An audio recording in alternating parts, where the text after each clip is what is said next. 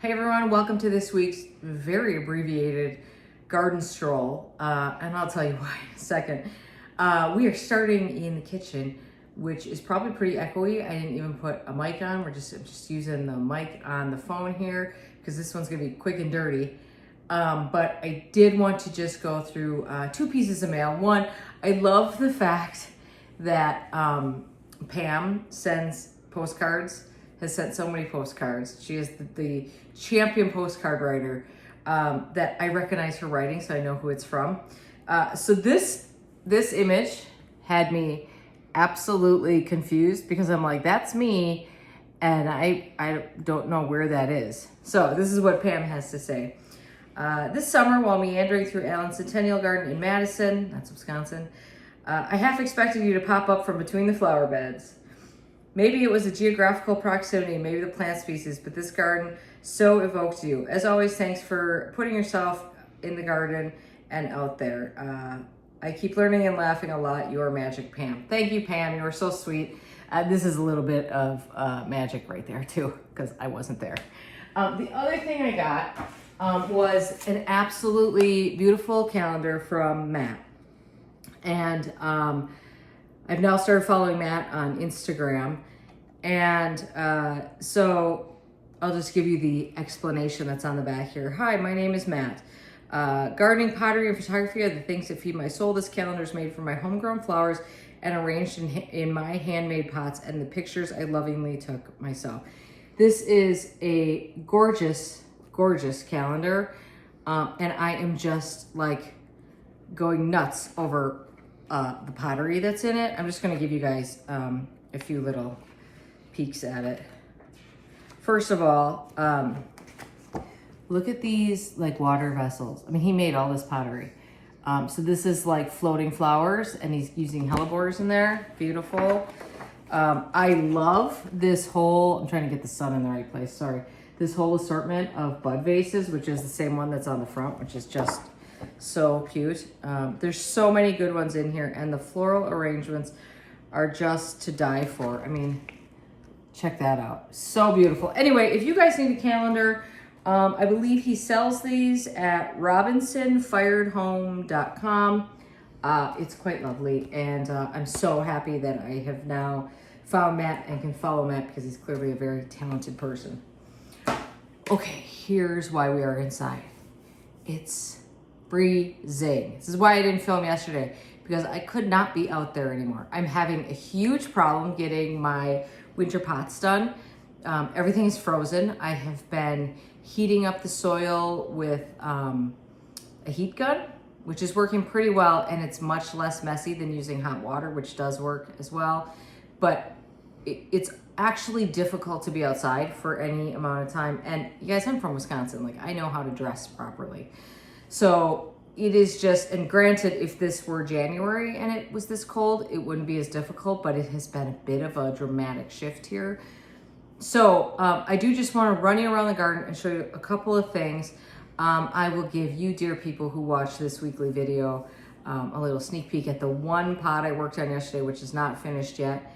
And we're gonna take a look at where I'm storing a lot of the shrubs and stuff that have been put away for winter.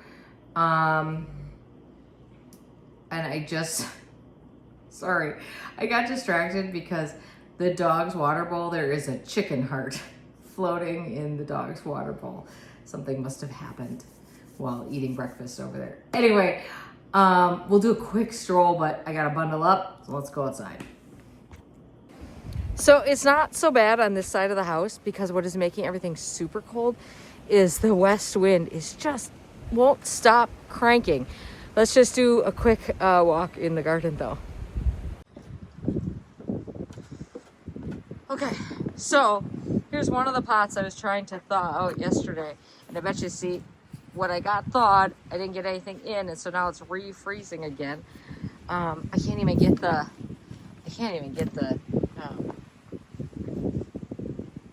drip line out of it. Okay, so I moved these two driveway containers over here. This is where they'll live for the winter. And if I can, I will put some greens in the bottom of them. We'll see if I can do that. I might just put some, I could also just put some lights on those. Obviously, I haven't gotten to the window box yet. The lights that I put on the lighted ring that always goes in there didn't work, so I had to order some, which are sitting right on top of that box there. Here is the start of this pot. So I was trying to come up with things I could put together in the basement yesterday because it was so stinking cold. So I grabbed a bunch of grapevine and sort of made like these grapevine loops that I've lit. I don't know, this is either going to be very good or kind of a hot mess. And I didn't even do like, I feel like the greens are a little messy, but we're still going to put some berries in there and some more pine cones. And then of course I don't even have the lights hooked up yet. So this is the one pot that I got started on yesterday. It's almost impossible to work out here, and unfortunately there isn't a lot of change expected in the weather. Then I really have been looking forward to doing an arrangement in here, and this froze over, and yesterday I tried to put some hot water in it to loosen up that, and then all that happened was, like as a normal person who was thinking would expect, all that happened was the hot water froze and it filled up more. So that was a great move by me. The dogs, of course, think this is the best thing that has ever happened. The weather, that is. This is my extension cord for running the heat gun. So I'm going to try to get to that planter today, but I'm going to be careful using the heat gun in that. I don't want to like cause that's cast stone. I don't want that to crack or something with heat when it's already frozen. It doesn't seem to be a problem when it freezes in there. I've never covered it or anything. But that would be bad to put the heat gun right on the stone. Okay, let's go in the garage so I can show you some stuff in here. All right. So, I wanted to show you where we put all the shrubs in containers that can't overwinter outside. So first of all, the 4 boxwoods from the Circle Garden are in here. Now, the boxwoods themselves probably would be fine, but the pots they're in are pretty cheap pots, and they are not frost proof. So they won't make it through the winter if I left them outside, or it would be doubtful if they did. I put everything on insulation foam board, which helps quite a bit. Yeah, you don't need that. Which helps a lot. If you skip that step, a lot of times what happens is your pots will freeze to the concrete. Also, it's a nice little bit of insulation. This is the patio peach right here. I just left all the Flocka Blue Zinger in it. Stuck that in the back. I've got the 2, it's a bit of a mess here because I'll tell you what I'm doing in a second. I've got the 2 right here, the columnar apples, which spent their summer in the vegetable garden area. And then I've got some of the tender things. So this is the Fiona Sunrise, the yellow that you see. Fiona Sunrise Jasmine that I took out of the window box. And then I have one other small Fiona Sunrise that was from the banana planter. And down here, I've got Mahonia Soft Caress. And then up here, I've got Sunshine Ligustrum. None of those are hardy for me. Now, the Fiona Sunrise is borderline hardy, and those are the ones that I am most interested in saving. I think the Sunshine Ligustrum and the Mahonia, I think, are maybe zone 7s. So I'm hoping, I'm just trying it in here. Now, what I am going to do is actually fill up a tub with animal bedding that I have left, the shredded wood animal bedding that I have left from storing dahlias. And I'm going to plunge some of these pots in there. And then I'm also going to put in dryer sheets, which I have found to be an excellent mouse deterrent. So that I don't end up with like mouse nests in there. Because I think just being in these cheap plastic pots, I don't think is providing a lot of protection for the roots of these plants. Now, for sure the Fiona Sunrise Jasmine is hardy at least down to 0 degrees, which we're at like 20 degrees, basically. So that's been our low. So we're far from that right now. So I've got a little bit of time to do that. But that's my plan, to try to just add a little extra insulation on those, I think. So this is where all these plants go. So everything sits on insulation. It's kind of tucked out of the way here. I've got some pine cones that came for winter containers. I cleaned out the pot collection quite a bit. We were saving all of them, which is not necessary. So I saved these gallon pots. Those are really good for potting up dahlias in. A lot of this stuff is seed starting stuff. A lot of times if I buy trays of plants and they let you take the tray, those are so convenient for moving stuff around and bumping stuff up to those. So anyway, I made a little bit of a neater situation on these racks back here. And then we also went in and we swapped out all the machinery. So the lawnmowers are at the back and the snow blowers are at the front. And I still have to hang up, like this guy, my folding cart, which I use all the time, gets hung up there. There's a few pots, whatever. We're pretty good here though. But I did want to show you how I store all these. Now, we just did this on Thursday. On Thanksgiving, we did this. Because I knew it was getting very, very cold. But it had also been cold for several days. Because it's really important with stuff like this when you're overwintering it to let it go dormant first. Otherwise, it really struggles with trying to stay alive. And of course, you know, there's a window here, a window on the door, and a window down there. And that's not enough light to keep things happy, actively growing. So it's important for things to, you know, go pretty dormant before you put them in here, as much as you're able to without exposing them to terrible elements outside, and as much as you're able to, and not lose your fingers trying to get it done.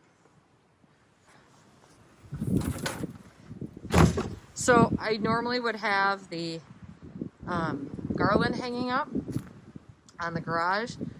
I have no interest in doing that when it's this cold.